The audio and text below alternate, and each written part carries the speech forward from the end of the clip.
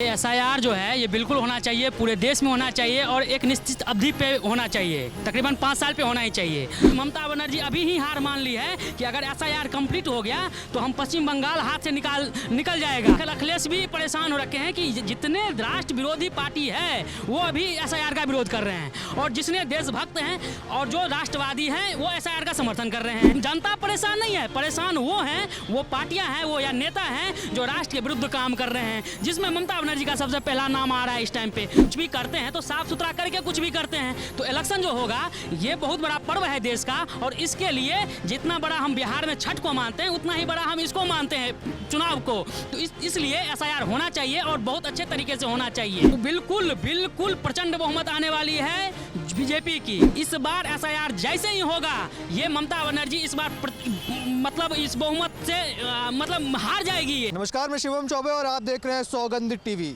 2026 बंगाल चुनाव के पहले जिस तरीके से एसआईआर की प्रक्रिया पूरे पश्चिम बंगाल और उत्तर प्रदेश में चल रही है, कहीं ना कहीं उसको लेकर के विपक्ष का जो पेट में मरोड़ आ रही है। एक तरफ ममता बनर्जी कहती है कि बिहार जैसा कुछ बंगाल में अगर हुआ तो कहीं ना कहीं खेला हो जाएगा, और अखिलेश यादव कहते हैं कि बंगाल के या उत्तर प्रदेश में एसआईआर होने नहीं देंगे क्योंकि ये वोट चोरी एसआईआर के माध्यम से की जा रही है। तमाम विषयों पर जनता की राय जानेंगे। कैसे देखते हैं एसआईआर है या वोट चोरी का कोई गेम है जो भाजपा सरकार कर रही है? जहाँ जहाँ चुनाव हो रहे हैं वहाँ वोट चोरी करने का तैयारी हो रही है। ये एसआईआर जो है ये बिल्कुल होना चाहिए, पूरे देश में होना चाहिए और एक निश्चित अवधि पे होना चाहिए, तकरीबन 5 साल पे होना ही चाहिए। और ये जो एसआईआर है ये एक ऐसा प्रहार है जो पूरा पश्चिम बंगाल में हाहाकार है। ममता पूरी तरीके से मतलब परेशान हो रखी है कि जिस हिसाब से बिहार में एसआईआर होने के बाद जो बीजेपी प्रचंड बहुमत के साथ जो सरकार बनाई है, तो इससे लग रहा है कि ममता बनर्जी अभी ही हार मान ली है कि अगर एसआईआर कंप्लीट हो गया तो हम पश्चिम बंगाल हाथ से निकल जाएगा।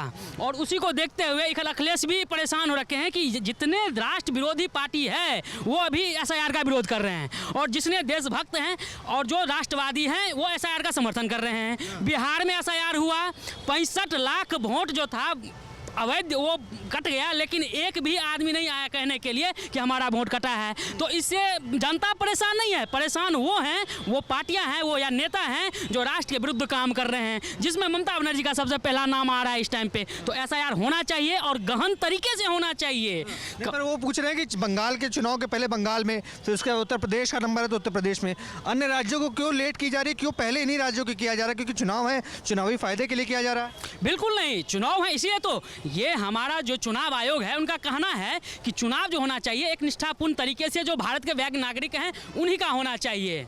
ठीक है, तो इसमें कोई दिक्कत ही नहीं है। ममता बनर्जी परेशान है कि जिधर जहाँ जहाँ इलेक्शन हो रहा है वहाँ, तो भैया जहाँ इलेक्शन होगा उससे पहले साफ आप कुछ भी करते हैं तो साफ सुथरा करके कुछ भी करते हैं। तो इलेक्शन जो होगा ये बहुत बड़ा पर्व है देश का और इसके लिए जितना बड़ा हम बिहार में छठ को मानते हैं उतना ही बड़ा हम इसको मानते हैं, चुनाव को।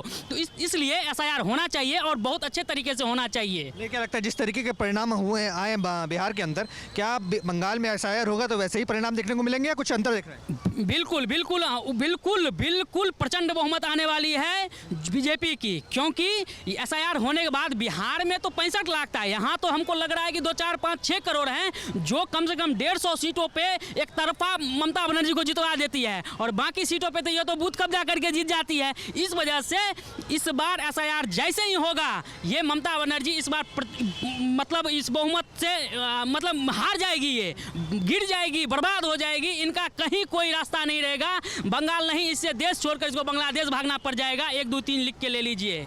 जो कई तस्वीरें निकलकर सामने आ रही जहां खुद अभी एसआईआर होने के पहले कुछ लोग सीमा पार करके बांग्लादेश जा रहे हैं, तो क्या लगता है खौफ है सरकार का कि एसआईआर होगा पकड़े जाएंगे इसलिए जा रहे हैं? क्योंकि उत्तर प्रदेश में भी कह दिया योगी बाबा ने कि जो गैर तरीके से मुसलमान रह रहे हैं उनको चिन्हित करो, डिटेंशन सेंटर में डालने का काम करो।